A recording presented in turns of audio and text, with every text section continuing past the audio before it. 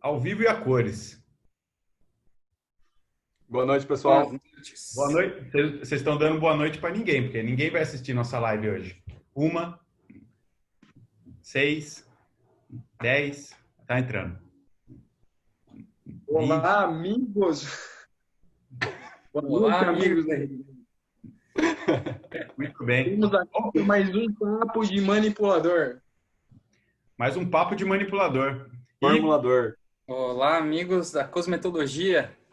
papo de formulador. Ficamos ausentes uma semana, né? Bom, a gente vai combinar assim, né? A gente vai fazer o papo de formulador os 3 primeiras quartas-feiras de cada mês e depois a gente dá uma descansada, porque a gente Merecido. vai Idade tá batendo forte aí, né, Lucas? A idade tá batendo, André, e outra coisa, o povo não aguenta mais lives, já percebeu? Ah, tá chato, né? Eu Tá abri meu chato. celular agora, tinha muita live acontecendo, cara. É muita live, eu não sei como que tá aí, mas é muita live. Bom, ó quem entrou aqui, a irmã da Letícia Fagan, a Lilian, que estudou comigo no ETCAP. Ó, Nossa. Lilian, manda um Nossa. beijo lá pra Ô, Letícia. ô, Lucas, pergunta pro pessoal aí se eles estão enjoados. Vocês estão enjoados, gente, de ouvir a gente falar de formulação? Não, quem tá entrando Não. não tá enjoado, enjoado Só tá eu que tô aquele... enjoado de você, Léo, na verdade. Só isso. Nunca vai enjoar de mim. Não, todo mundo tá enjoado de você, Léo. Imparável. Isso é um fato. Bom, vamos lá, minha gente. Papo de hoje, fotoproteção, parte 2. Só fazendo uma breve recapitulação, fiz uma colinha aqui. A gente falou de filtros favoritos no papo passado, estou falando para a gente não repetir o assunto hoje. Neutralização de filtros hidrossolúveis. Quem perdeu esses temas que eu estou passando aqui, ó, o pessoal falando que não está enjoado não, viu? Manda, vamos continuar. Viu? Pessoal, uma dica para vocês aí. Quem perdeu o Fotoproteção Parte 1, não se esqueçam. O Papo de Formulador ele fica na íntegra, salvo lá no meu canal do YouTube. Então entra lá, Lucas Portillo, YouTube, e a gente está com bastante, cada vídeo Papo de Formulador lá está com uma média de 300 visualizações. Então pensando que é um conteúdo bem técnico, bem específico, tem bastante gente assistindo. Falamos da avobenzona, falamos da segurança de nanopartículas, foi bem legal também. Falamos Exatamente. do polisilicone 15 e a gente falou também de teor de filtro. É isso aí. E hoje a gente vai falar temas diferentes e a gente vai começar falando de um tema bem interessante que é luz azul e luz visível, que também está bem relacionado com proteção solar. Então, minha primeira dúvida é, luz visível e luz azul fazem mal para a pele? Sim ou não? Deixa eu arrumar aqui. E aí, quem responde? Grande questão. Eu acho que uma das maiores experiências que eu tive na Consufarma foi tratar de luz azul, fazer filtros solares com luz azul. E não foi fácil. No começo, quantos anos? Faz uns 4 anos atrás, a gente começou os primeiros desenvolvimentos com luz azul e a gente não entendia muito bem esses danos. A gente tinha poucos estudos, né? Então, ao longo do tempo, a gente foi entendendo como essa radiação, que ela é maior. Então, a gente falou na live passada, mas eu vou recordar só um pouquinho para o pessoal, que a gente tem que entender um pouco do espectro. Então, quanto menor a radiação, mais energética ela é. Menor comprimento de onda, né, Léo? Oi? Menor radiação, você diz, quanto menor o comprimento da onda da radiação. Exatamente. Quando a gente pega o UVB, que começa lá em 290 nanômetros, é um comprimento de onda muito curto. Então, ele tem um poder energético muito grande, só que baixa permeação. Então, causa queimadura. Quando a gente vai falar de UVA, a gente vai no comprimento de onda acima de 320 nanômetros. Ela é um pouco mais longa, ela permeia mais, mas a energia é um pouco mais baixa também. E aí depois a gente entra no espectro visível, que é depois de 420 nanômetros. E aí a gente pega a parte mais energética da luz visível, que é a luz azul. De 420 a 480 nanômetros, depende da bibliografia. É um comprimento já menos energético que o UVA, mas ela permeia mais. Então aí a gente vai começar a identificar quais são os danos que essa luz faz na nossa pele. Realmente. Alguém quer soltar aí? Léo, quais matérias-primas geralmente você então utiliza para proteger contra a luz azul? A melhor matéria-prima que eu encontrei como filtro solar é o titânio. Hoje, o titânio, quando você vai trabalhar com esse comprimento maior de onda, as partículas também têm que ser maiores. Então, o titânio, ele vem com uma partícula maior. É mais difícil porque ela deixa um aspecto branco na nossa pele, mas ela que eu tive os melhores resultados para filtro de proteção da luz azul. Ah, mas aí, ô, Léo, a gente pode até usar esse tamanho de titânio grande, né? Maior, né? Não grande, mas para a gente criar produtos com cor, né? Já que para Exatamente. criar produtos com cor, a gente precisa ter um fundo branco para deixar o aspecto da aplicação mais cubra melhor, né? Que a gente chama, que tem um poder de cobertura alto.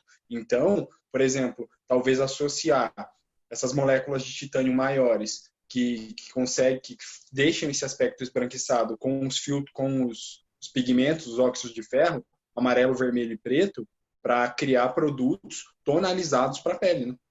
Exatamente. André, aí você já entra num ponto que a gente consegue definir as duas formas de proteção contra a luz azul. Então, a gente tem uma maneira de fazer o filtro, ou seja, usar um titânio que vai dar esse aspecto branco, ou seja, alta cobertura, que você vai como é a luz visível, imagine que você cobre uma parte que você não enxerga a cor. Então, essa alta cobertura protege contra a luz azul. E a outra forma de proteger da luz azul é combater as consequências dela na pele. Que um dos principais pontos é a formação de ROS, espécies ativas de oxigênio, né?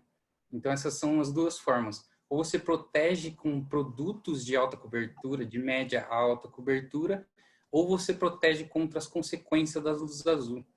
Então, um produto que tem alta cobertura, uma maquiagem que cubra bem, ela vai proteger da luz azul. Esse é um dos primeiros aprendizados que a gente teve no laboratório. Ô, Léo, e uma questão rapidinho, Lucas, muito importante que o pessoal sempre pergunta pra gente. Titânio é solúvel em quê? O pessoal tá falando que tá dando muito eco, eu vou colocar o fone, tá? Não, Léo, acho que Fala, agora responde aí, melhorou. papai. Papai, responde aí. Titânio é solúvel em quê? Essa é aquela pergunta que você pega o aluno, né? Depois de uma aula teórica, ele chega no laboratório e fala: onde que eu solubilizo o titânio? E aí Coração dói, né?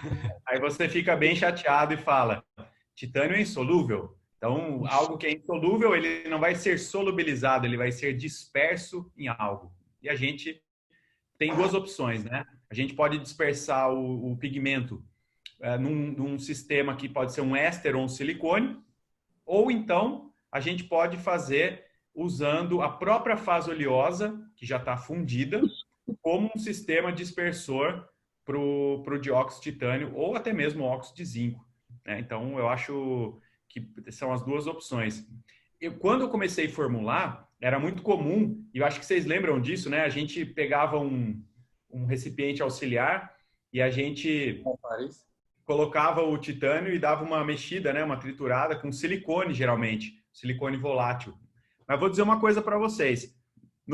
Em 2000, lá nos anos 2007, mais ou menos, quando eu fazia um protetor solar numa indústria chamada Naturelli, lá na Naturelli a gente fazia lotes bem pequenos assim, comparados com o que são feitos hoje, eram lotes de 500 quilos de produto. E vou dizer que a gente fazia a dispersão do titânio, não fazia na fase oleosa. A gente pegava o silicone, mas aí numa proporção de mais ou menos 2 partes de silicone, 2,5 partes para 1 de pigmento. Mas colocava o quê, Léo?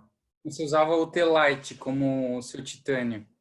Era o T-Light SFS. E aí pegava uma barrica, um tacho inox, colocava naqueles agitadores de coluna e ligava, era uma hélice centrífuga, e deixava ele batendo lá. E dava super certo, funcionava. Mas eu confesso que hoje, né, por exemplo, o último projeto que eu fui fazer de protetor solar, no final do ano passado, aí a gente fez na fase oleosa, até porque a gente fez, foram 2 toneladas de protetor solar. Então, nesse caso, 2 toneladas não valia a pena sujar um recipiente só para fazer o titânio. Então, a gente usou um reator auxiliar de 1.200, era 1.000 toneladas para fazer a fase oleosa. De 1.000 toneladas? Tonelada é... Tonelada pra caramba. Tonelada, hein? Uma tonelada. Uma tonelada, obrigado. E aí, fundia ele e jogava o titânio. E dá para fazer isso na bancada também, obviamente, né? Coloca lá no beckerzinho a fase oleosa, só que aí você vai ter que usar um agitador mecânico. Isso é um erro muito comum, né, gente? Quando você ensina em aula, eu uso a fase oleosa como sistema para dispersar meus pigmentos. Aí a pessoa vai lá, põe e mexe na mão. Vai dar certo? Não. Muito difícil. Uma coisa que, algumas dúvidas que saem em sala de aula, que eu gosto de reforçar, é que os alunos perguntam em qual solubilizante eu disperso esse titânio. Então, isso vai depender muito com a cobertura do titânio que você está comprando. Por isso que eu pergunto. Você viu o que ele falou, André? Nossa, Léo. Não, Léo. E qual dispersante? Solubilizante, não. É que a classe... Eu vou editar, não. Terminei e acertei. Mas tá bom, Léo. É bom comentar, porque é muito automático, né? A gente é bem comum, então não pode vacilar. A classe dos produtos que a gente usa como dispersante como solubilizantes muitas vezes, né? Então, um solubilizante para dispersar, entendeu? Então, os titânios, eles não vêm particulados só em dióxido de titânio. Eles sofrem tratamentos, fazem microcobertura, e essas microcoberturas que vão definir o melhor dispersante. Então, por exemplo, o T-Lite, ele tem a cobertura D de meticone. Então, sempre esse de meticone vai ter compatibilidade melhor com silicones. Outros titânios, muitas vezes, são cobertos com ésteres. Por exemplo, o C1315, alquilbenzoate, tem muito titânio de mercado que tem essa cobertura e ele já é pré-disperso no C1315. Então, use ele na sua formulação para dispersar melhor. Entendeu? Quando você pega o ink name, o Lucas sempre fala isso e é muito importante, abra o ink name da matéria-prima. Veja quais os componentes que ali estão descritos para você entender melhor como fazer sua formulação, como deixar ela mais estável, evitar incompatibilidades do meio. Então, você pega aquele ink name, normalmente alumina, C1215 benzoate, dimeticone. Então, uma dica que eu deixo pro pessoal aí. Porque dependendo do revestimento, eu lembro que você falou do T-Lite, né, Léo? A gente sempre usava o ciclopentasiloxano. Só que eu lembro que tinha um dióxido de titânio super micronizado que a gente foi testar e ele não era dispersível em silicone, ele era dispersível em propileno. Então, realmente, a alteração do revestimento, ele vai determinar qual que é o melhor éster. Mas vamos fazer uma listinha aí. Ô Gui, você está muito quieto. Fala aí dos ésteres bons aí para dispersores de pigmento, que eu sei que você tem um monte legal lá. Então, na verdade é muito relativo isso também. Tem que avaliar o tratamento realmente do titânio. Só que a gente tem vários ésteres no mercado que eles vão dispersar esse titânio. E além disso, outra coisa que a gente tem que avaliar é conforme fazer uma dispersão, qual viscosidade que aquela dispersão vai ter. Por exemplo, quando a gente faz uma dispersão com silicone, geralmente tem uma dispersão de alta viscosidade. Já tem ésteres que eles vão abaixar essa viscosidade. Então, consequentemente, vai facilitar o processo industrial de dispersão. Um exemplo disso é Lexfil All, o Lexfil 7. Um outro muito bom é que o Léo comentou, é o C1215, né? C1315, perdão. C1215. Que também é muito bom. Tem o Penemol IN2 também, que é excelente. Enfim, tem várias opções no mercado que são muito boas. Ô Gui. Sim. Quando você entrou no lab, a gente já fazia tudo na fase oleosa, né? O titânio e o zinco. Sim, nunca aprendi a fazer no Faris, não. Você lembra? No passado, assim, mas nunca fiz isso. A gente estava naquele projeto lá que era uma bomba. Qual? Eu, você e o Lucas trabalhamos um pouco num projeto. Lembro daquele projeto. Então, Aí tudo dava errado lá, era incrível. Meu Deus Tudo do dava céu, errado. aquilo lá não foi Entendeu? fácil, Tanta não. coisa. Olha, Fala aí que nada dava certo, né, cara? eu prefiro nem lembrar, deixa isso daí lá no passado, na verdade. Você lembra, Lucas? E André, desculpa. Que o titânio não solubilizava, não dispersava direito, que a emulsão quebrava, que estava tudo errado aquele projeto de fotoproteção bem no começo, quando eu entrei em 2013. Aí a gente começou a colocar o titânio na fase oleosa para fazer a dispersão, que a gente notou que era muito melhor. Tem uma Gente, pergunta do Júnior, que acho que ia falar isso, né, Léo? Pergunta interessante aqui. Sempre que a gente usa pigmento titânio e zinco, a gente deve evitar polímeros? Pergunta interessante. Por quê? interessante. Ó, a resposta é que realmente vários pigmentos eles tendem, quando a gente põe no polímero, o polímero tende a ficar com um aspecto bem feio, né? Ele fica, existem algumas, na verdade, eu não diria uma incompatibilidade, porque não ocorre separação de fase, em alguns casos sim, né? Mas tem alguns polímeros que dá para você colocar o pigmento. O problema é quanto você põe de pigmento. E geralmente os protetores solares com alta concentração de titânio e zinco é alta mesmo. A gente está falando aí de mais do que 10, 15% de pigmento.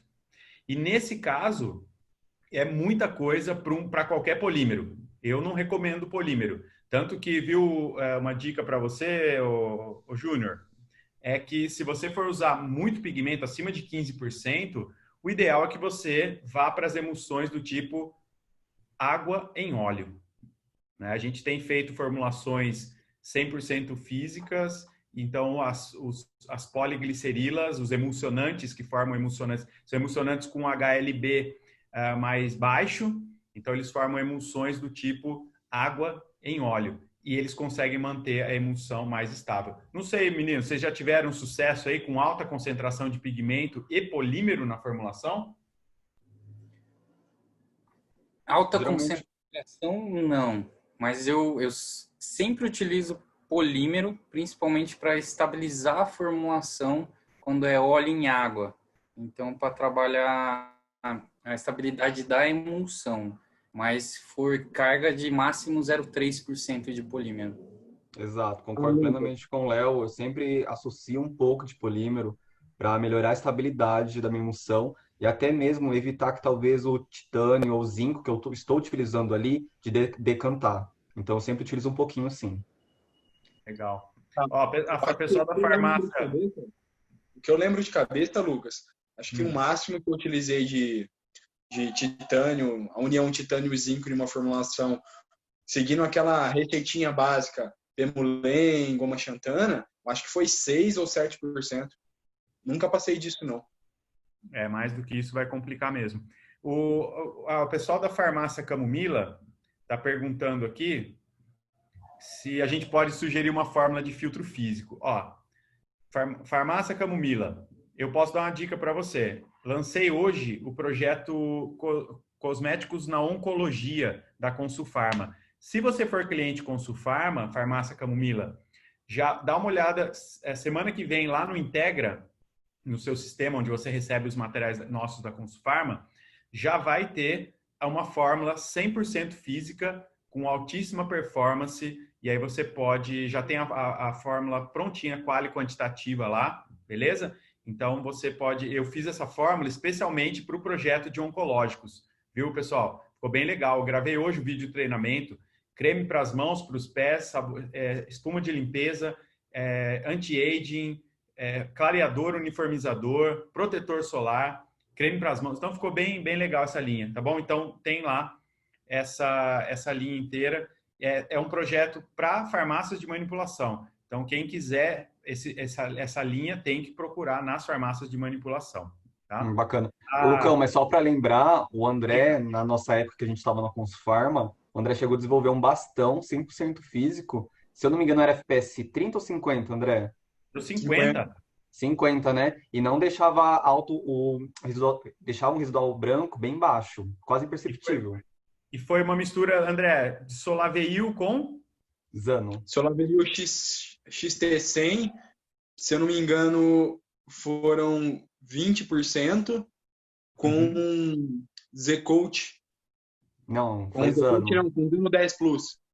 Com Zano 10 Plus, 20% também, Lucas. Gente, um detalhe muito importante quando você está manipulando a maioria dos produtos de mercado que são óxido de zinco. Óxido de zinco tem algumas dificuldades maiores, ele aglomera mais fácil e tem um detalhe técnico que a gente trabalha muito com ele, porque o zinco você dispersa também na fase oleosa, como o pessoal já explicou agora no começo da live, mas o zinco você tem que tomar o cuidado de trabalhar com pHs neutros. Quando você tem variação de pH muito grande dentro da sua formulação, já chega a 5,5, 5, ele começa a migrar da fase oleosa para a fase aquosa. Então, isso causa muita instabilidade e quebra a emulsão também. Já fiz várias emulsões, vários testes, e a gente vê os fornecedores que nos ensinam dessa característica do zinco, tá? Fica a dica aí. Deixar 6,5 ideal, né, Léo? O pH? E 7. Neutro. Zinco eu deixo 7, 7,2. Legal. Bela dica. Tem uma pergunta aqui da Flávia Maurício, coisa rápida. Qual a diferença de filtro solar e protetor solar? Flávia, essa pergunta é muito fácil. Filtro solar é a matéria-prima que vai dentro do protetor solar, que, por sua vez, é um produto acabado, tá bom? Então, protetor solar ou fotoprotetor é o produto acabado. Filtro solar é a matéria-prima. Por que eu estou respondendo dessa forma? Porque aqui é papo de formulador. Então, eu entendo que não tem nenhum consumidor, não é para ter nenhum público final aqui, tirando minha mãe, que talvez assista aqui, né? Mas não é para ter ninguém. E a mãe do Léo também assiste, né, Léo? Tirando nossas mães que assistem, que são consumidoras leigas, aqui o papo é técnico, tá bom? Então, a resposta é essa. Filtro solar é a matéria-prima que absorve radiação e que vai no produto acabado, que é o protetor solar. A Gabi, da Arte Ervas, está perguntando que ela usa o SolarView XT e o Zano 10 Plus. E ainda assim o filtro ainda fica branco. Gabi, eu tenho a solução para você, mas eu só vou contar isso, mas não aqui, tá? A gente está guardando essa fórmula. Por quê? Não é maldade não, Gabi. Essa fórmula está indo para estudo, já está em estudo de eficácia. Que dia é hoje? Dia 5? Opa! Isso. Amanhã, dia 6, a Epiclean está me mandando o resultado da prévia desse produto que a gente mandou, que a gente formulou, com filtros 100% físicos e ficou bem bacana o sensorial. A gente usou um sistema dispersor que eu nunca tinha usado antes, então eu acho que vai ficar bem legal. Deixa eu ver aqui, ó. Exemplo desses emulsionantes, o Júnior está perguntando. O Júnior foi aquele que fez a pergunta e eu falei que o ideal é fazer emulsões do tipo água em óleo. Aí ele está perguntando que emulsionantes. Júnior, é o seguinte, se você usar uma linha chamada Granlux, é uma linha de titânio e zinco já pré-dispersos, eles já vêm com poliglicerilas dentro da dispersão do titânio e zinco. Então, já é o emulsionante. Então, você não precisa colocar nada. Mas é uma linha específica, Granlux. Para outros titânios, para outras dispersões, você pode usar o Emulsion Illustro. Tá? O Emulsion Illustro é um emulsionante, um exemplo desses que você pode usar. Mas aí, junto com o Emulsion Illustro, é bom que você use uma bentonita junto para poder manter os pigmentos, para manter a fórmula mais estável. Né? O Léo vai falar. O Léo vai falar uma matéria-prima na qual ele trabalha bastante, que é o Citrol. Mas dá sempre emulsionante. Ou um poligliceril, ou uma sorbitana. E para a farmácia, Léo, qual que você indica? Para a farmácia de manipulação, eu indicaria o que eu tenho mais facilidade de trabalhar. E porque a farmacotécnica é mais fácil também, eu indicaria o Abil 180, por exemplo. Mas além desse também tem o Citrol DPHS, né? O Citrol DPHS, ele tem aquecimento, né? Então, sim. Mas ele é um produto, hoje já é uma commodity, mas o Citrol DPHS, ele é bem puro e ele faz excelentes tanto para filtros solares, pomadas, tudo que é óleo em água, ele é muito puro. É que eu prefiro para filtros solares o PGTL. Ele é um pouco mais leve, o Citrol diminui um pouco a espalhabilidade do produto, o skin play diminui, principalmente produtos para rosto. sou O para PGTL, ele chega a ser natural? natural. Mas, Bacana. mas O DPHS não é natural. O PGTL é. porque o DPHS é o de polidroxistearato, ele tem um PEG 30, né? PEG 30. Ele é etoxilado e esse último é mais natural. Ô, gente, a Vanessa lá da Flórida, a Vanessa mora lá em Aventura. Participação internacional? Então, a Vanessa, ela trabalha numa empresa chamada LP3. Lembra o curso que eu falei para vocês, que eu ministrei em inglês? Lembro. Sim. Então, foi lá pro pessoal da LP3 que falei que fritou meu cérebro, né? Ficar 5 horas dando aula em inglês. Mas tem uma notícia boa. Dia 2 de outubro, vou só confirmar aqui. 2 de outubro vai ter outro. Sexta-feira, Então, quem quiser fazer esse curso, vai ter dia 2 de outubro, vai ser de novo o curso da LP3 sobre medicamentos manipulados e vai ser um curso internacional. Então, Vanessa, um beijo aí para você, para o Rodrigo, para todo mundo aí, tá? Deixa eu ver aqui, ó. Posso usar o Emulsion Delta como emulsionante? Júnior, pode, mas o Emulsion Delta, ele é uma mistura de álcoois de cadeia longa com ésteres de cadeia longa e ele forma, o HLB dele é mais alto, então ele vai formar emulsões do tipo óleo em água, certo? Mas você pode usar, ele é bom para fazer protetor, a gente já fez muito protetor solar com o Emulsion Delta, com o 22 também, mas com o Delta dá certo também, tá? Eu gosto do Emulsion Delta para FPS até 30, 40. O Emulsion 22 aí para FPS mais altos, ele aguenta muito mais carga oleosa, né? Legal. Ó, uma pergunta aqui não tem a ver, mas quem já teve câncer de mama pode usar ácido hialurônico? Claro que pode. Ácido hialurônico é super seguro. Peraí, ácido hialurônico é tópico, tá? Não tô falando do injetável, não, tá bom? Aí perguntaram da toxina botulínica, mas aí não é o tema de hoje. A gente marca um. Pessoal, tentei falar com o Luiz, mas ele não pôde entrar hoje para falar do fotoprotetor oral. A gente marca uma outra, tá bom? Bom, deixa eu ver. Alicia Farias perguntou do Anfisol K, o queridinho do André. Fala aí, André. Você gosta tanto dele? Eu gosto do Anfisol K. Ele tem aí... Você jura, a gente nem percebeu. Passou uma live só falando dele. Ele é difícil. Ele tem suas dificuldades. Ele é uma pessoa difícil. Ele brilha. Porém, quando usado ele na forma correta, ele tende a emulsionar grandes quantidades de óleo e, além de tudo, a gente consegue chegar a FPS bem mais altos. O grande X da questão é usar ele na concentração certa, relacionando a carga oleosa que você vai trabalhar. Pessoal, deixa eu falar uma coisa. A gente migrou para um assunto, a gente estava falando, vou fazer igual filme agora, do começo vai para o fim, do final para o começo. Vamos voltar para o começo agora. Sabe por quê que eu lembrei agora?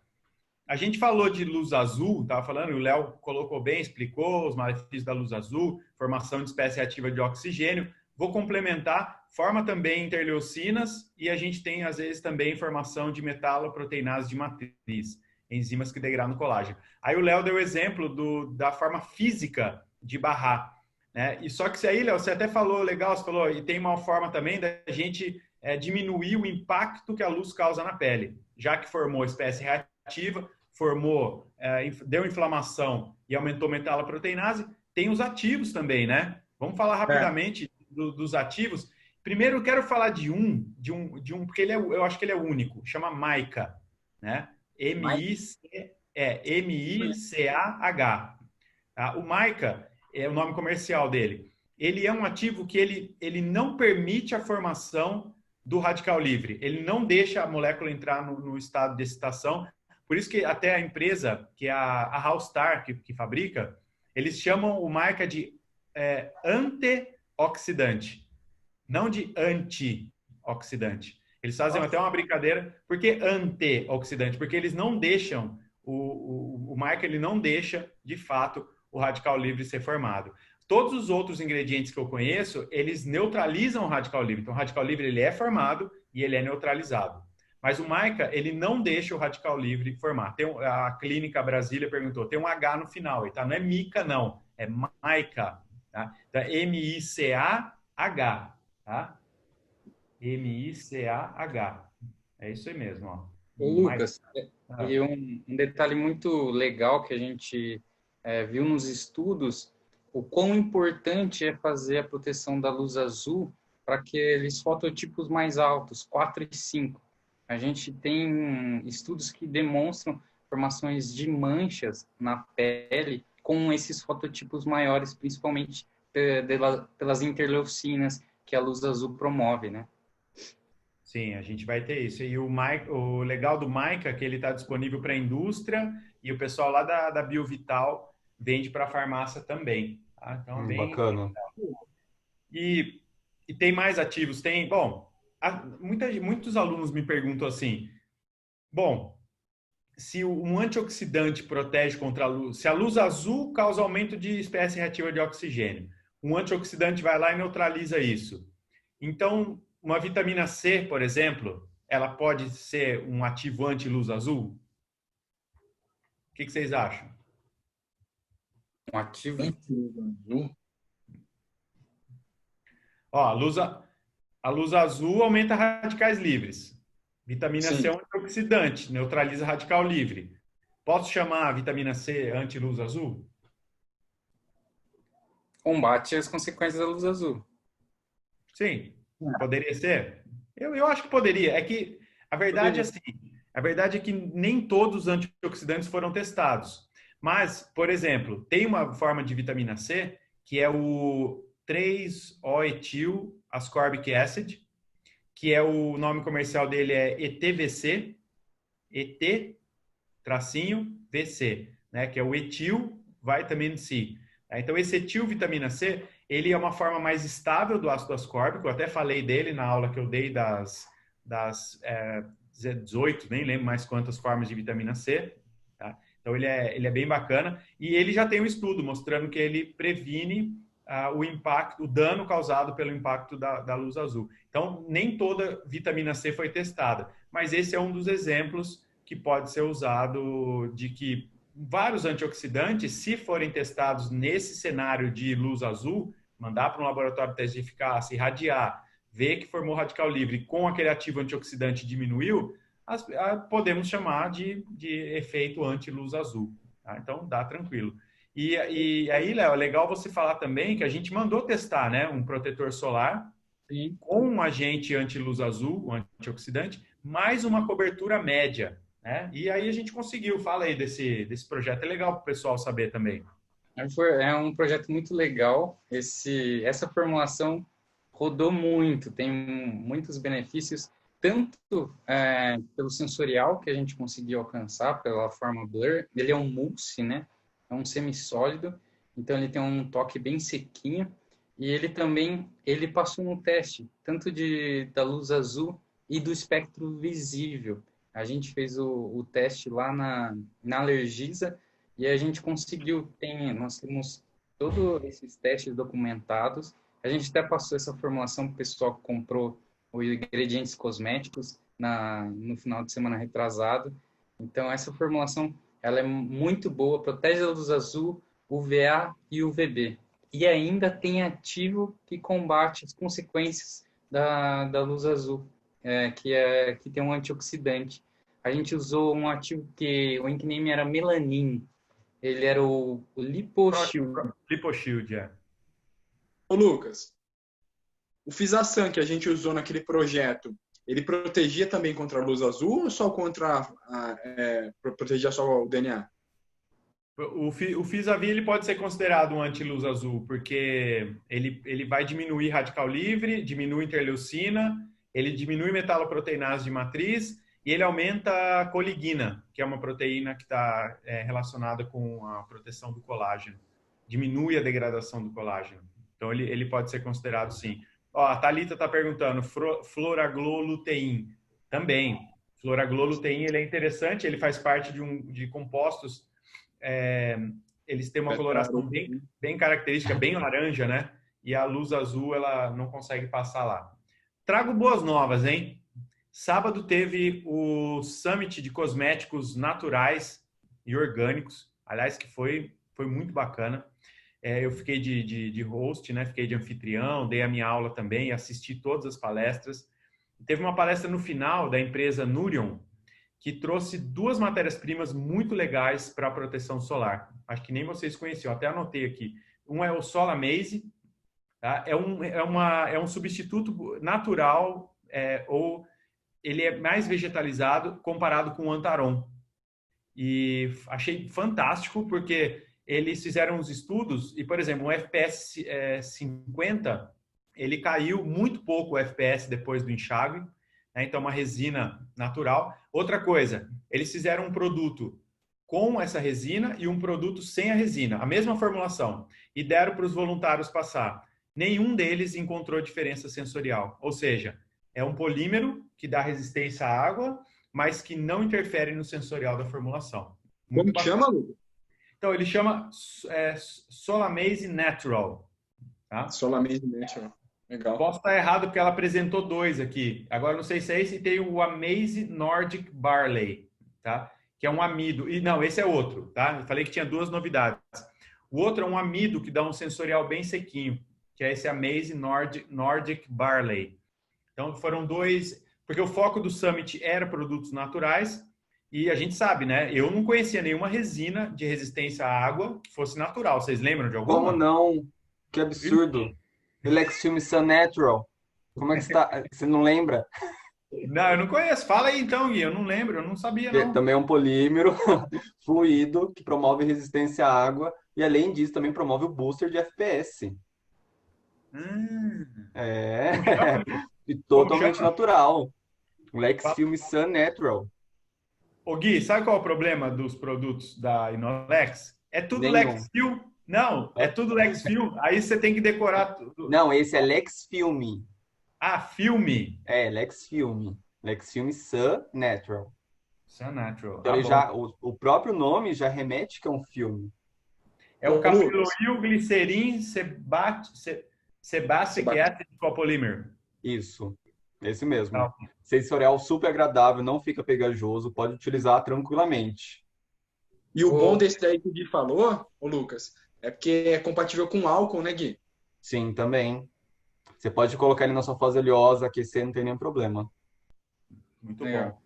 Bom saber. Pessoal, queria comentar também, sempre muitas pessoas, a gente está falando sobre luz azul, a gente fala dos malefícios que causa o fotoenvelhecimento, mas aí algumas pessoas perguntam, mas como que eu vou numa clínica de estética e ainda tem vários aparelhos que me prometem tratamentos como a acne, por exemplo, com luz azul? Será que trata mesmo ou vai fazer mais mal para a pele? Eles estão vendendo uma mentira? A primeira vez que eu fui numa feira a primeira vez que eu vi isso numa feira de estética, eu vi aquelas demonstrações, né? Então a voluntária estava deitada na maca e de longe eu vi a mulher aplicando no rosto, né? Aquela luzona azul. E eu lembro, foi alguns anos atrás. Eu lembro que eu olhei aquilo e falei, isso foi lá para 2013. Falei, a gente estudando aqui malefícios da luz azul e ela aplicando lá. Deixa eu ir lá perguntar, né? E aí fui lá perguntar, falei, mas essa luz aí não é... Ela não tinha um conhecimento muito técnico, então a conversa não fluiu muito bem, não. Mas logo a gente descobriu, né? Qual era a grande diferença de você usar uma dose controlada de luz azul e você ficar exposto indiscriminadamente na luz azul, que a mais intensa não é essa de lâmpadas de ambientes que a gente vê aqui, ou de computadores, não é essa mais intensa. Ela contribui também, mas a que vem do sol é a principal, né, gente? Uma coisa que a gente tem que entender, que como a lâmpada, como o Lucas disse, emite o espectro inteiro da luz visível e o sol também. Só que a diferença deles é a potência que elas emitem também essas radiações. Então, os aparelhos que estão lá na clínica de estética, eles passaram e eles emitem uma certa potência em um comprimento de onda específico. Você vai ali no comprimento de onda de 453, que é um estudo que a gente leu, e uma dose abaixo de 500 Joule, é uma dose de luz azul que vai fazer tratamento de acne, que vai produzir muitas coisas boas dentro da pele, como Evolucrina, queratina 1, e vai ajudar a pele. Mas quando você pega uma radiação que vem do sol, primeiro, ela foge de só uma partezinha da luz azul, foge desse 453 e ela vem com mais potência. Então é isso que a gente precisa entender, tá? Aquela luz azul das esteticistas, um aparelho que tem calibragem correta, no tempo certo, ela realmente vai te tratar. E uma pergunta para vocês. Digamos que o protetor está com muita carga oleosa. Qual que é a combinação que vocês mais gostam para dar o efeito seco e aveludado, que o consumidor tanto gosta? Porque o consumidor vai em PDV, ele compra protetor pelo sensorial, né? Qual que vocês mais gostam? Quanto eu posso gastar de dinheiro? Não, você é rico, pode gastar bastante. Não, vamos dar 2 exemplos. Vamos falar da fórmula que não dá para investir muito e da fórmula que dá. O que vocês usariam? Posso começar? Pode. No meu caso, eu vou retrabalhar toda a minha fórmula. Porque assim, o que eu penso, na verdade, geralmente, quando a gente se depara com um fotoprotetor que está muito oleoso, com sensorial meio ruim, geralmente o formulador vai no automático e tenta adicionar modificadores sensoriais ali, pós. Vai adicionando pó, pó, pó. E no final, quanto mais pó eu coloco, maior a possibilidade de eu ter formação de rolling na minha pele. Formação daquela sujeirinha, digamos assim. E quando isso acontece, na verdade, o consumidor está perdendo FPS. Então, isso acaba sendo um grande perigo. Então, assim, se meu produto está muito oleoso, eu posso adicionar, sim, um modificador sensorial ali, um pó. Mas eu não posso exagerar nisso. Eu tenho que retrabalhar toda a minha fórmula. Realmente, se o filme formado começar a enrolar sobre ele mesmo, Exato, você está já era perdendo filme, FPS. já era proteção. Exato. Nossa, Lucas, a pergunta ela é tão complexa que a gente tem que começar a analisar desde o mequitante que a gente usa na fórmula. A concentração de umectante desce para polímero, desce para combinação de filtro, Emulsionante, polímeros, tudo interfere. Modificador sensorial é muito complexa. Mas digamos que vocês já avaliaram tudo isso. Agora está na hora de colocar um modificador. O que vocês usariam? Amido, polimetilmetacrilato, marshmallow, nylon, sílica, tem muita coisa, né? Tem que fazer um blend para trabalhar. Tem os de alto custo, que tem, por exemplo, o Marshmallow Pounder. Além dele dar um toque sequinho, ele dá o efeito soft focus, que é um que a gente usou no Blur. Mas ele é muito caro, R$ 2.200 o quilo. Então, abaixa um pouco a concentração dele, use em sinergia com um amido modificado, por exemplo, o Dry Flow Pure. Então, eu faço até um blendzinho para trabalhar custo-benefício. Sim. Eu gosto particularmente muito das sílicas da Kobo. Então, além de dar um sensorial muito bom, tem vários tipos. Então, dependendo, dá para fazer várias combinaçõezinhas para melhorar o sensorial, dar um sensorial mais seco, até mesmo aveludado. Sério, eu acho muito bom. Eu tenho algumas linhas de raciocínio. Se eu estiver pensando numa formulação vegetalizada, eu gosto de 2 que a Gevolda tem, que é a linha Bamboo Silk e a linha Rice Silk. Rice Silk de arroz. São 2 tipos de modificadores totalmente naturais, com um tamanho de partícula pequeno, que conseguem aí chegar no sensorial bem agradável, principalmente o Rice Silk. Ele é muito interessante. Não são matérias-primas tão baratas também. Sendo sincero, né? Agora, vamos lá. Eu estou com um fotoprotetor e tem que ficar barato. Tem que ficar barato. Eu tento usar amido de tamanho de partícula não tão grande, ali menor que 100, pelo menos, ou perto de 100 nanômetros. Tal como aí, por exemplo, que eu lembro um amido que ele é tratado, que não tem um tamanho de partícula tão grande, é o Farmal CS 3650. Farmal CS 3650 da Ingredion. Viu, André? Quê? Acho que parou a distribuição dele. André, eu estou vendo aqui, é o 3737. Desculpa, é o Farmal CS 3757 agora, tá? Que é o amido de milho, né? Isso. 3757, então, eu gosto de usar ele. O X da questão é que ele também é natural e ele já é bem mais em conta do que os demais. E agora, se eu puder gastar dinheiro mesmo para modificar sensorial, Lucas, eu gosto de uma técnica que a gente desenvolveu no laboratório, que é a adição de pequenas frações de sílica cirilada ou sílica dimetilcirilada, que além de ajudar na estabilidade, doa um sensorial agradável e bem mais seco para o produto. Sim. Esse Um eu outro que eu usei. lembrei que para farmácia, que é muito bom, é o Mac Beads 80 da Farm Special, que realmente é muito bom também. Opções não faltam. André, você lembrou bem, o sílica cirilada, a gente usou a primeira vez ele na fórmula do Blur para fazer uma... Eu não sei nem como chamar aquilo, porque a gente pegou uma base de silicone, de elastômero, e colocou e filtro solar lá, químico e titânio também. E eu não sei nem o que chamar aquilo, não é uma água silicone, não é um... Aquilo lá seria o quê? Uma dispersão. É uma A dispersão gente fez uma dispersão, digamos assim. É uma dispersão de éster em silicone, deve ser isso. Só E que a a gente gente gelificou toda essa fase oleosa, né, com o com 2270, o DC 2270. com a sílica sililada, exatamente. E foi bem legal, porque aí no último projeto que eu fiz para uma indústria e o protetor ficou bem estável, eu usei na fase oleosa o 2270. Então ficou bem bacana mesmo. E, Gente, para quem não conhece os nomes comerciais desses produtos que a gente está falando, um é o Dalsil 2270, né, Lucas? isso. E tem alguma coisa no meio do nome, não, né? Acho que Acho que não. VM. Tem uma letra, eu não lembro. Mas colocando o Dalsil 2270, já é VM. Dalsil VM 2270. Agora tem um... Pode falar. Covasilic, né? Isso. É um que eu gosto muito, que é o Covasilic 15 da Sensient, que ela não é a sílica cirilada, é a sílica dimetilcirilada. Eu também gosto bastante. Ajuda a estabilizar filtro, gelifica a fase oleosa. É muito legal. Geralmente você utiliza quanto dessa sílica?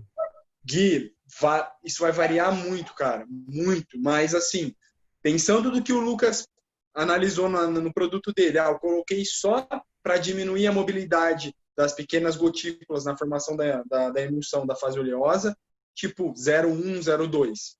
Eu usei 0,3. Coisa pouca. É pouquinho mesmo. E, Lucas, você sentiu que secou, além de diminuir a mobilidade e dar estabilidade, você sentiu que secou a fórmula, deixou mais seca? Ficou muito sequinho, ficou muito boa. Vamos responder uma pergunta rápida aqui, ó, do pessoal da farmácia Camomila.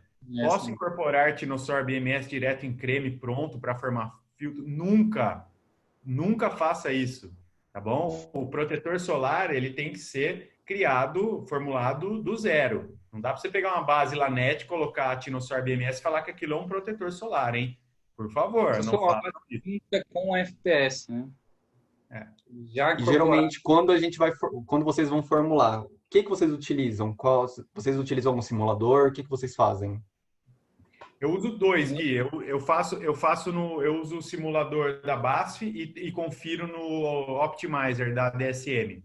Faço Exato. os dois. Eu uso da DSM, da BASF e o da Croda, que é para solar veio. E você, André? Não faz nada. Lucas, falar para você, sinceramente, o que eu mais uso é o da BASF. Quando eu estou trabalhando em um projeto que são filtros de pequeno custo mais baixo, que eu tenho a opção e tenho todos os itens no Optimizer, aí eu acesso também. Porque no da DSM não tem a linha Tinosorb, né? E nem a linha Elvinu. Ele foi reformulado, se eu não me engano, há pouco tempo atrás. Foi reformulado? Ele foi atualizado. Então faz tempo que eu não vejo. Mas deve fazer um tempo, né? Então,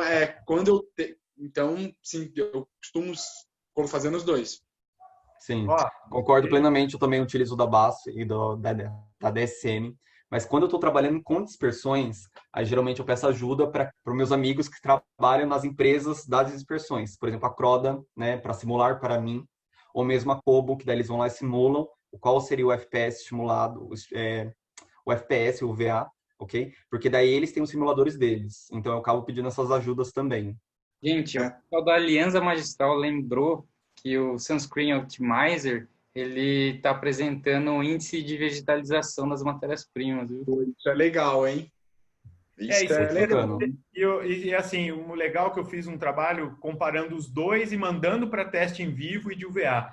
Fica muito parecido. Não, acho que vai aí de cada formulador escolher o seu. Mas os dois funcionam bem. Inclusive, se vocês estiverem assistindo a gente aí no Instagram agora ou no YouTube depois, procura aí no meu canal. Eu tenho uma aula prontinha aí de como mexer no Sunscreen Simulator da BASF. Legal? Ô, Então vocês Lucas, podem depois acessar. Essas dispersões são tão complexas que eu não sei se você se recorda, acho que o Gui deve lembrar. Se a gente pegar a proporção de zinco, por exemplo, quando a gente desenvolveu o bastão de titânio, a gente colocou 20% do SolarVu XT100. Se a gente pede a Composition Breakdown, a gente vai ver que tem 50% de titânio, ou seja, 10 gramas de matéria ativa, 10%. Se a gente pegar os 10% de titânio, jogar no simulador, jogar os 20 de óxido de zinco e fazer a conta, a gente não vai chegar num FPS 50 e em um VA 20 e pouco igual deu o nosso produto. Então, trabalhar com dispersões de zinco e titânio é muito complexo. É muito Aí não difícil. adianta. Aí não adianta se usar simulador, nem o Optimizer, nem o Simulator. Você lembra como... Foi o que o Gui falou, gente. Ó, muita atenção. A dica dele foi bem preciosa. Se vocês forem trabalhar só com dispersões de titânio e zinco, procurem ajuda dos fornecedores que estão dando aquelas amostras ou nas quais vocês compraram as dispersões. Porque se for usar simulador, não tem como. Uma pergunta aqui também, olha. Tinosorb-M na fase aquosa, duas formas, tá? Eu atualmente, eu estou fazendo vários testes com Tinosorb-M. Dá para você fazer uma fase aquosa e jogar, mas pense isso em grande escala, dor de cabeça que não vai dar. Então, o que eu prefiro? Água, EDTA, polímero, seja lá qual polímero que for, hidrata ele. Antes de neutralizar, se for neutralizável, joga o Tinosorb-M, deixa agitando. Depois neutraliza, dá certo também. Tá? Ele dispersa muito bem. Isso você pode esquentar, fica até melhor. Então, já que você está esquentando a fase aquosa para depois entrar com a oleosa, ali eu já jogo o Tinosorb-M, neutralizo. Se tiver que colocar o Anfisol, coloco o Anfisol antes. Tá? Eu coloco ele antes. O Anfisol, e aí depois jogo o Tinosorb-M. Dá certo também. Então, tem várias opções, mas é na aquosa, sempre na fase aquosa. Eu gosto de fazer depois que eu fiz a emulsão. Eu gosto porque eu tive alguns problemas com ele. Não sei, minha formulação era de FPS acima de 70, então é uma formulação bem complicada. Eu achei que eu estava saturando muito a água e estava dando problema na formação de emulsão. Então eu adiciono o Tinosorb-M depois que eu fiz a emulsão. Eu fui, aqueci a aquosa, a oleosa, verti a oleosa na aquosa, depois eu já verto o Tinosorb-M. Gente, só um adendo no que o Lucas disse. O grande X da questão é, se a gente analisar o INCI do Tinosorb-M, a gente vai ver que tem um pouquinho de laurilglucosídeo na molécula. Então, se você adicionar ele sobre alta agitação e esquecer ele lá agitando, vou atender a porta, vou falar no celular. A hora que você voltar, ele vai subir. Vai formar um... Xantana também, né? Quê? Tem goma xantana no Ink também. E acho que tem goma xantana também. Vai fazer uma bela de uma espuma, né, André? Justamente. Ainda mais se colocar Anfisol K junto. Não, Nossa. aí esquece. Pode pôr em cima do café depois e tomar. Aí depois que você joga a fase oleosa, aí desce tudo isso. Só não deixar lá, né, Lucas? Só não esquecer lá sobre alta agitação. Se esquecer, ferrou. Bom, pessoal, estamos chegando no final aqui, ó. Já falta... passa muito rápido, né? Falta 5 minutinhos só. Lucas, rapidão então. Dispersão de titânio que você mais gosta? Dispersão de titânio? Titânio ou zinco. Que você está usando, que você está tendo um resultado bom. Dispersão, Granlux. Estou usando o Granlux, lá da Raiken. Kobo. Eu gosto das dispersões da Kobo. Porque eles têm dispersões, tanto naturais quanto sintéticas, são muito boas. Só que assim, não me pergunte o nome comercial, porque, desculpa, Kobo, mas é impossível. Impossível. É impossível, porque são letras misturadas com números, enfim, é uma bagunça ali. TTO. Léo? É, NP alguma coisa. Mas eu recomendo, é muito bom. Da Globo também? Não, é que eu tenho um particular que eu tive trabalhando há um bom tempo e que é um substituto, por exemplo, do Tinossor VM, que é uma dispersão em fase aquosa, que é o Solavio CT12W. Eu tenho resultados muito positivos com ele, é muito fácil de manipular, então ele está sendo meu queridinho por enquanto. Mas ele é totalmente físico? Totalmente físico. Bacana. Eu tô com o Léo, eu gosto do Solaveio, da linha Solaveio também, que eu tenho mais experiência trabalhando. Agora, titânio é revestido comum. Qual, Gui? Da Kobo também. Lucas? Eu vou. Se eu falar que não é o T-Lite da BASF, eu vou estar traindo o titânio que eu mais usei na minha vida. T-Lite, SFS. E zinco? O zinco, não tenho nenhum, não sou fiel a zinco, não. Pode ser usando 10 Plus, né, que é revestido com trimetilsiloxsilicato. Pode ser o Z-Coat também, Max, também fica legal. Eu vou falar o meu. Eu estou trabalhando agora, sempre fui muito fiel ao T-Lite, a gente, né, Lucas? Mas agora na Givaudan, eu estou utilizando muito o Persol TX. Estou tendo resultados bons com ele. Boa. Eu não tinha Muito lembrado dele. Também gosto, bem lembrado. Tá bem legal, estou tendo bons resultados com ele. Estou gostando muito de trabalhar com ele. Fácil e resultados de FPS interessantes. É vestido com o que, André? Léo, de cabeça eu não acho que é trimetilsilicato. Acho que é trimetilsilicato também. Eu gosto muito dele. Esse cerealzinho gostoso, né? E para zinco, só para fechar, Lucas, meu queridinho, assim, sempre usei Z-Coat, mas eu acho que depois do filtro 100% físico que a gente desenvolveu, eu estou gostando mais dos anos 10. Legal. Ô, gente, vocês estão com o WhatsApp aberto aí na sequência de papo de formulador que a gente vai ter? Quem que tem fácil aí? Posso abrir aqui. Só para deixar aí para o pessoal. Pessoal, a gente já tem uma programação aqui para os próximos meses. Então, todas as quartas a gente vai continuar fazendo papo de formulador. Quem perder, não se preocupa, avisa seu amigo para ele entrar lá no meu canal do YouTube. E tem desde a primeira edição lá, quando o som era bem zoado, né? Porque no YouTube, agora a gente consegue colocar em uma qualidade de som muito boa. Hein, vocês lembram? Tem alguém tem fácil aí? Tem aqui. O que vem por aí, Gui? Na ordem, a gente tem ativos anti-idade, conservantes, surfactantes, emolientes, fórmulas para peles sensíveis, cosméticos de alto índice de vegetalização, ativos para clareamento, agentes condicionantes. Aí o próximo tópico vai ser condicionadores e máscaras capilares.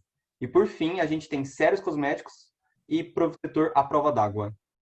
Maravilha. Bastante coisa. Bom, isso ainda, Lucas. O Léo já caiu, vocês viram, né? Né? Já abandonou a gente. O Léo já usou toda a banda larga dele lá, Vivo já cortou. Ô, Lucas, mas eu ainda acho que caberia um fotoproteção 3. Não, a gente pode fazer, mas agora vamos dar uma acalmada em proteção solar. O pessoal até já enjoou. Mas é isso aí. Bom, agradeço todos aí, pessoal, por estarem aqui com a gente ao vivo. É muito gratificante. A gente poderia estar gravando esse papo de formulador e depois colocar no YouTube qualquer hora, mas é mais legal fazer com vocês aí nos assistindo. Então, quarta que vem estaremos de volta com ativos anti-aging, hein? Então, um tema bem legal. Vai ter muita coisa bacana. Tragam suas dúvidas sobre anti-aging e a gente espera vocês na próxima quarta. Gui, André, o Léo já partiu, né? Boa noite para ele, não pagou a internet. E vocês aí, ó, valeu, boa noite. Muito obrigado. Muito obrigado, pessoal. Tenha uma boa noite. Gente, vamos ver. O Léo acho que não volta, né? Vamos ver. Só esperar. Não, vamos embora. E vai acabar aqui também. Ó, o Douglão tá aqui. O Douglão estava treinando basquete, já foi para casa dele e tá assistindo aqui o papo de formulador. Vai ficar salva? Vai. Não, não vai ficar salvo aqui, tá, gente? Fica salvo no YouTube, o papo de formulador. Então, hoje mesmo a gente já sobe ele e já vai estar lá disponível para vocês. Beleza? Valeu, gente. Um abraço aí para todos.